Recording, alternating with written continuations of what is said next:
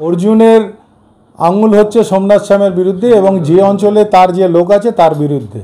আমি যতদূর জানি যে 18 নম্বর গলি ঠিক মজদুর ভবন অর্জুনের বাসবাস, যেটা মজদুরদের পয়সায় তৈরি হয়েছে এবং এখন তিনি সেটাকে নিজের বাসবাস বানিয়েছে, সেই মজদুর ভবনের সামনে 18 নম্বর গলি, যেখানে মাইনরিটিরা বেশি বাস করে, সেই মাইনরিটিরা যে বাড়িগুলোতে বাস করে সেই বাড়িগুলো অর্জুন এবং তার আত্মীয়দের নামে আছে। 2019 থেকেই প্রকান্তভাবে অর্জুন ওই ঘরগুলো খালি করাতে চেষ্টা করছে।